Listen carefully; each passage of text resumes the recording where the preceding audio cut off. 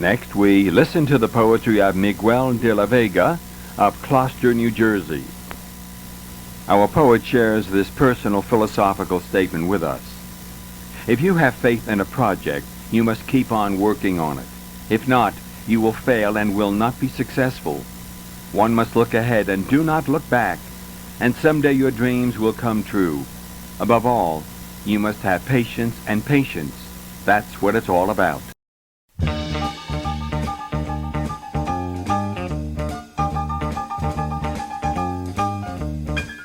You're listening to Mr. Radio, and I'm your host, Marshall.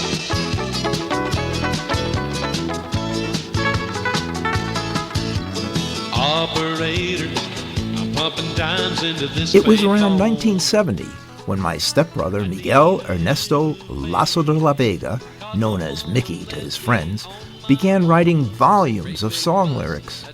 He may have started earlier with poems, but my brother passed in 1991, so I'll never know. What I do know is that for the past several years, I've been going through his notes, cassette tapes, reel-to-reel tapes, 8-track tapes, and vinyl records, only to discover a side of him I never fully understood. A postal worker by day, he spent his time off either traveling on exotic cruises, bowling, enjoying fine food, or writing lyrics in the silence of his room. But when our father found out that he was spending money to get these lyrics produced by either a solo musician or a full-fledged band, our father became furious and even had one of his friends critique his lyrics in hopes of dissuading any more lyric writing. 1, 2, 3, 4, 5, 6, 7, 8, 9, 10. Testing, testing, testing, testing, testing. It was circa 1970 before the internet, and so correspondences of this kind were usually done by exchanging reel-to-reel or cassette Michael. tapes. I received your letter and I received your lyrics. Now, the lyrics that you sent me, you know where they should go? In the waste paper basket. By now you should have learned how to write lyrics correctly. Your lyrics are strictly amateur work. There is no composer in this world that could compose a melody to any of those lyrics that you have sent me. Sending correspondences by cassette had some other downsides, as explained in this recording sent to him from Jack Reddick. Hi there, McGill. This is Jack Reddick from Georgetown, SC, saying big howdy to you. I'm sorry this happened with the post office. As high as rates are now and the expense of mailing, they have to mess a tape of ours and not even courteous enough to even include some postage to take care of it. That's pretty bad business. I guess being there wasn't anything on the tape, you always Music have writing to put do not scams have been scan, around for 'cause if they decades, scan, and Steve Parrott's one of the article percent Music that Business read- Scams, published in the online community forum Song Stuff, summed it up perfectly when he wrote, "One of the biggest pitfalls for songwriters is the number of music business scams out there. It seems there are a great many talented people thinking up as many new ways to part us from our cash as there are good songwriters." None of these scams deterred Mickey from writing, and in addition to getting critiques on cassette tapes, Mickey also found how-to tapes with suggestions on how to promote your songwriting. In this barely audible cassette tape, an unknown interviewer spent time interviewing Marty Robbins and members of his band to get tips on how to get lyrics published. Bobby Sykes, a top session man associated with Marty Robbins, gave her some advice. Well, the only thing I can do is, see, we don't listen to songs on the road. You know, if we started, we'd have to do it for everybody, and we wouldn't have time for nothing else. I can give you our office phone number, address. You go put them on tape. Tape or cassette? Tape or cassette, well, putting on tape would be best, 7.5. Okay. 7.5 tape. All right, thank you. The tape went on with tips that were not that helpful, except perhaps hearing the voices of Marty Robbins and his band giving some encouragement to fledgling writers. Mickey continued to send out his lyrics, and they were recorded and returned to him on cassette tapes of various styles and quality. He even paid someone to have his songwriting featured on a fake radio show called Mr. Music's Songs of Tomorrow. I doubt if mispronouncing his name was part of the deal. And now, out to musical glamourland, Hollywood, USA, where we meet Mr. Music in his musical library of Songs of Tomorrow. And hello, Tom Murphy. Make yourself comfortable in your favorite earside seat while our Songs of Tomorrow, written by composers of tomorrow, pass in review. It's dreaming time, and Mel Clef keeps on dreaming as he starts this new song written by Miguel de la Vega, dreaming on its musical way.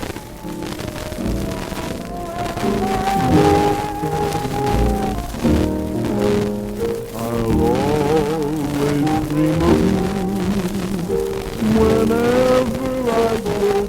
Then there was the bogus educational program. Next, we listen to the poetry of Miguel de la Vega of Gloucester, New Jersey. Our poet shares this personal philosophical statement with us. If you have faith in a project, you must keep on working on it. If not, you will fail and will not be successful. One must look ahead and do not look back, and someday your dreams will come true. Above all, you must have patience, and patience, that's what it's all about. The enchanting style of this next composition easily captivates the mind. We listen to It's Christmas Time Again. It's Christmas time again, time when everyone should be blessed. It's Christmas time again, when everyone is all together. It's Christmas time again. A subscription service to Jim Hall's Song Requests magazine. Be sure to subscribe to the Song Request magazine. Subscription $3 per year. Send check or money order to the Song Request magazine, Post Office Box 207, Mount Morris, Michigan, 48458. Thank you. Where his song, More About You, was featured. I want to know more about you and the times you do. You're as cute as can be. Fortunately, a better take of More About You was later recorded on a vinyl album titled Paul Jackson Sings Over 20 Original Country and Gospel Songs.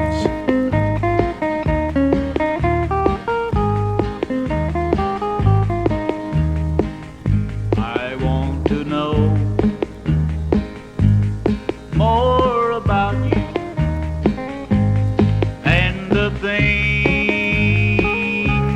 that you do. You're as cute as you can be. Come on over and sit on my knee. Please tell me some more about you. To me you are so very new. Just one kiss is not enough to start a kind and lasting love.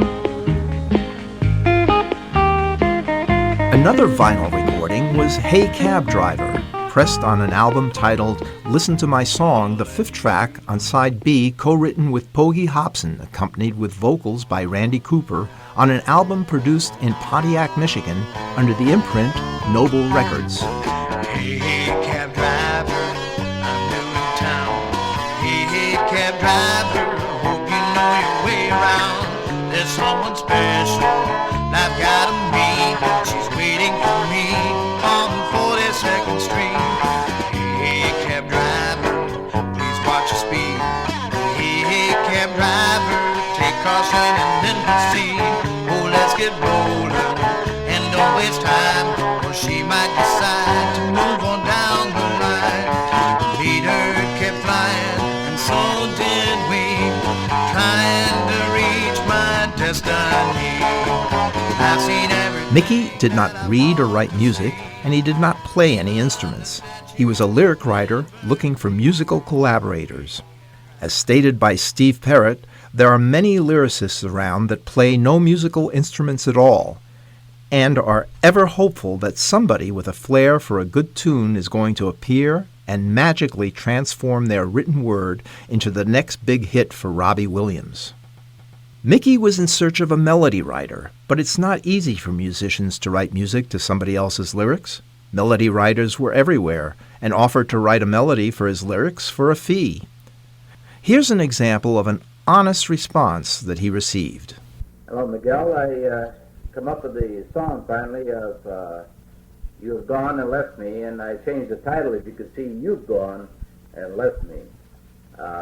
You see that I have a second verse with the thing, and the reason for it is that I am gone into another key on the second verse, on the repeat. And so it wouldn't be good to sing the same thing over again second time through, so I came up with a second verse. You can see that by the lyrics that I pretty well rewrote the whole thing, and of course the basic reason for it was because of the way the melody went and the mood of the song itself. And so I come up with what I got here. I hope you like what I got.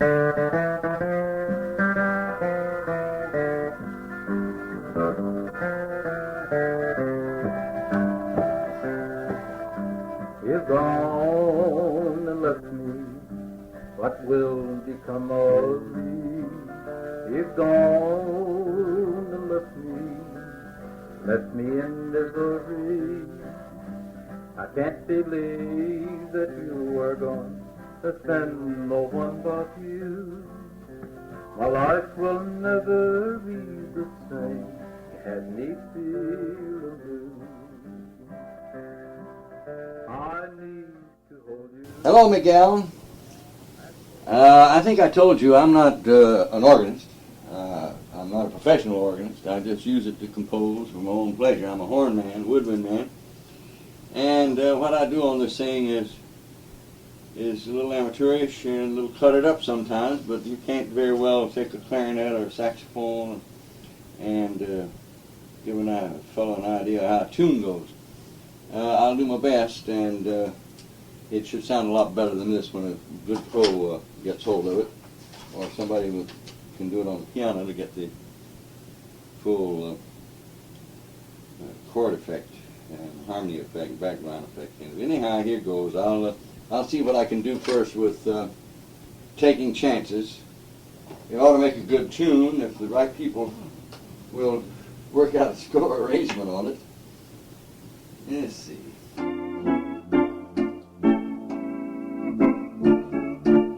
But how many other lyricists were using this same melody? And did this melody actually fit the words of the song? For this show, I tried contacting all of the artists whose names appeared on either the labels, contracts, copyright notices, or notes. But some, like Sammy Lee Marlar, who recorded Give My Heart Back to Me, had died before I was able to get in touch with him. You helped me to learn how to care when I needed love so desperately.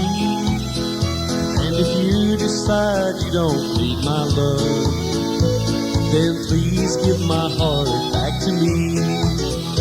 You know everyone needs someone to love. That's the way it's supposed to be. If you don't feel the same way as I do, then please give my heart back to me. I'm not asking you to give me back the rings and gifts that have love stars. All I want from you is just one thing, and that is to give me back my heart. The singer-songwriter Llewellyn Lewis was a frequent collaborator on many of Mickey's lyrics, including this 45 RPM audio disc recorded in 1966 titled I Can't Go and I Can't Stay.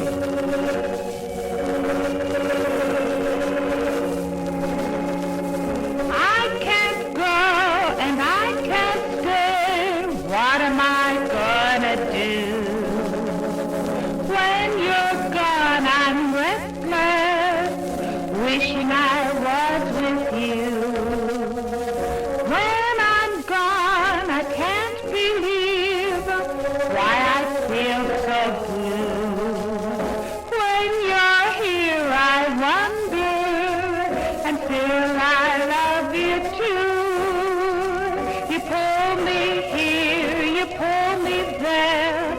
Llewellyn Lewis died on September 8, 1981, at the age of 68.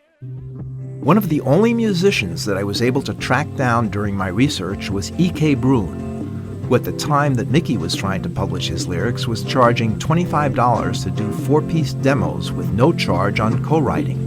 In 1983, E.K. Bruin recorded I Know You're Out There in his home studio onto a cassette tape. I know you're out there. I know you're out there.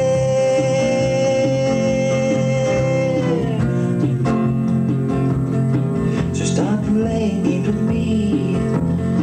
I know you're the only one for me. No one else could take your place. So come out and let me see your face. I know you're out there. You know you are. I know you're out there. Come out wherever you are. I know you're During the out there. mid-1980s, Bruin recorded over 200 demo versions of songs for other writers to promote. As a lead guitarist for the group Chapter 4, the group opened concerts for Hank Williams Jr., Mo Bandy, and Tammy Wynette. By chance, I was lucky enough to track E.K. Bruin down for a brief interview. Hello? Hi, I'm trying to reach E.K. Bruin. Yep, that'd be me. First of all, thanks a lot for talking with me. The reason I wanted to talk with you was that my stepbrother used to write lyrics. When my stepbrother died, I inherited literally hundreds of reel-to-reel tapes, cassette tapes, vinyl records, and Oh, my. and some 8-track tapes as well. And one of them had your name on it, and it was called I Need Someone. So Yes. I was just curious, how do you think my brother got in touch with you? Well, at that time, I was doing a lot of demos, and so I advertised like in all the songwriter magazines, and I think I might have been in one of the Nashville publications or something. But he probably got me through one of the songwriter magazines from Texas that was pretty popular at the time.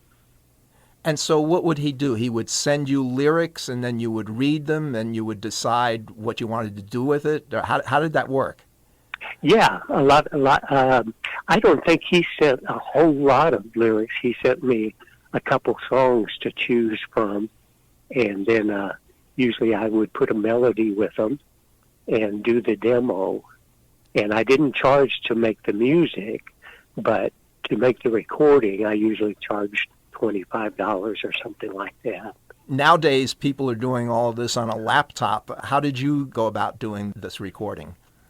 I had a little 4-track that used the old cassettes, and so it would actually record 4 tracks, but I'd bounce them around so I could actually get, 8 or more type sounds on them. Were you in a band, or were you a solo player? No, I did all the music myself. I played the drums, bass, guitar, piano. That was a lot of mixing to do for one song. Yes. How did you start in music? Was your family musical, or you just picked up a guitar one day? I learned piano and guitar when I was younger, and then by the time I went to college, I was writing songs and started playing with some other people doing singing in a church touring group from college. We toured around the Midwest doing church programs.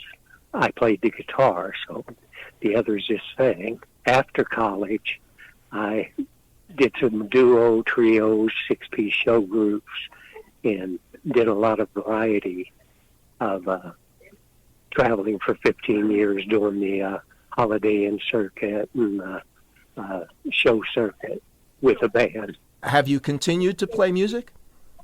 Yes. Through my whole life, I've always either led church music or done benefits for different things. But I quit music as a profession and went back to college and got a real job until I retired. And now I do it, probably about 4 shows a week for senior centers, nursing homes, different things. Back to the 80s when my brother was sending out these songs, how many different musicians would you typically work with? Oh, my. I probably had about maybe 15 probably about 15 songwriters that I was working with. Did you have to be concerned about ASCAP or BMI or anything like that? No, because I was just doing the demos, and I was in the music union, though. So when I performed in clubs and that, I had to charge union wages. And then most of the clubs paid royalties on any music that was played. Did it surprise you that I contacted you with the fact that I found this cassette tape that you were playing on? No, actually, that's kind of funny because I get frequent calls from different people who found records in a store somewhere.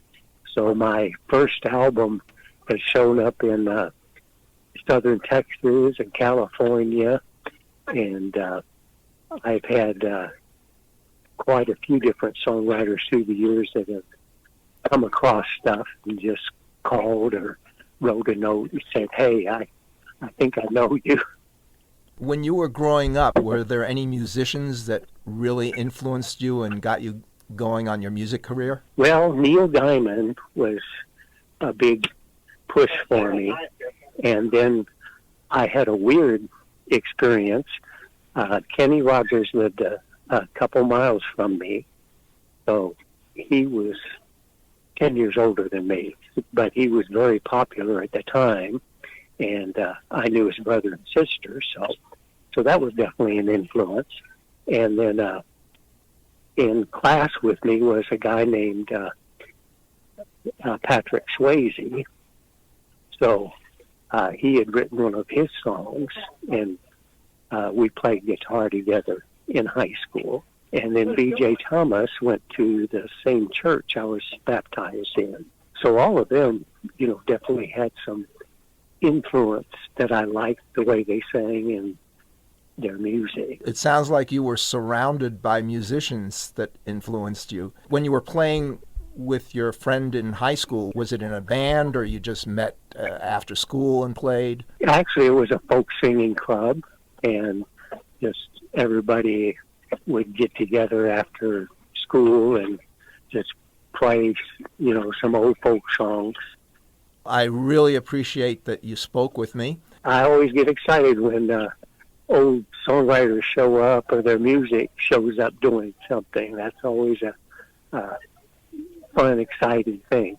I wish people made money off of it, but all right, that's the luck of the draw. Okay. All right. Sounds great. Thanks again. You bet. You take care. Bye.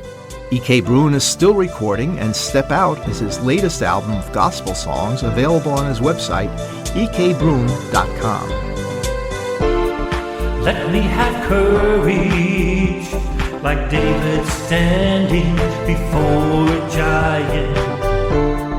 Let me have courage, like Samson facing all the lions. Oh,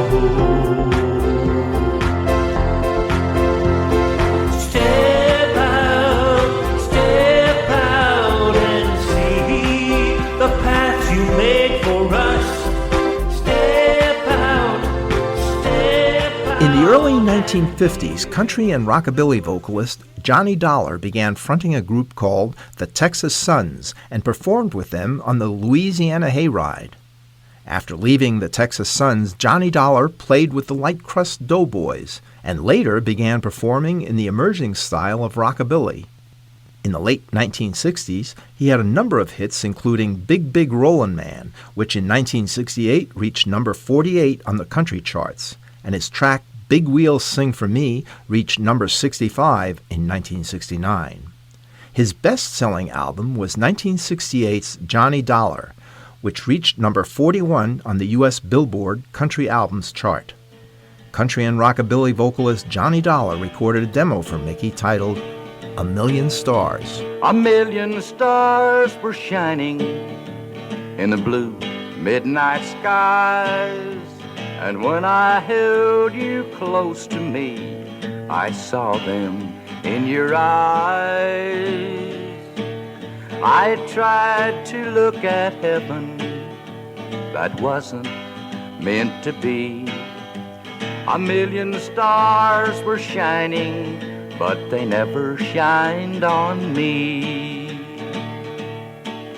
While a million stars were shining, I was caught up in your spell.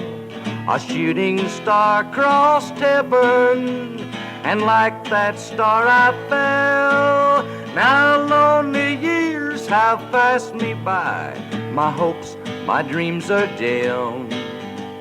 A million stars were shining. One of the very last tapes that I discovered was Stop That Bus.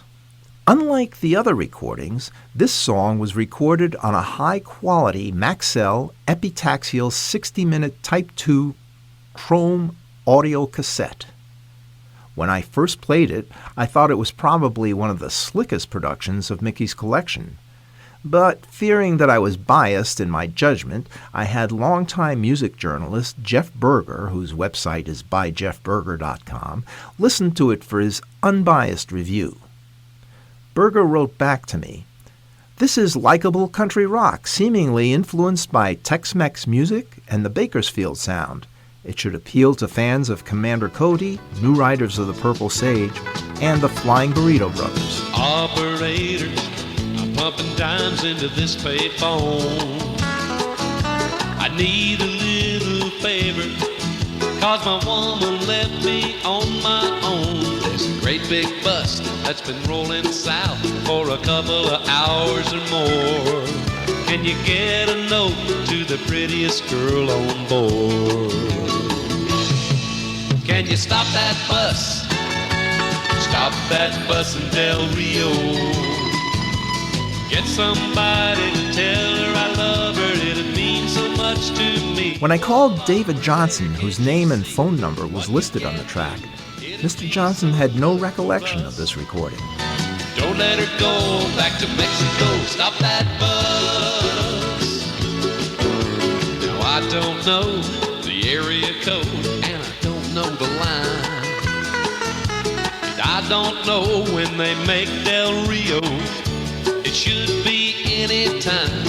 I don't know a heck of a lot. Some say I ain't too smart. Special thanks to E.K. Bruin, Jeff Berger, Steve Perrett, and Rebecca Katzman for contributing to this show. Now, operator, why I'm stuck in this jail. I could have told her myself, but I just couldn't raise the baby. Now you might think I'm asking quite a lot for my time. But if you ever need a favor, call me any old time. But in the meantime, stop that bus. Stop that bus in Del Rio. Get somebody to tell her I love her, it means so much to me. Whoa, operator, can't you see what you can do? It'd be so good for us. Don't let her go back to Mexico. Stop that bus. Oh, can you stop that bus? Stop that bus in Del Rio. Get somebody to tell her I love her, it'd mean so much to me. Oh, operator, can't you see what you can do? It'd be so good for us. Don't let her go back to Mexico. Stop that bus.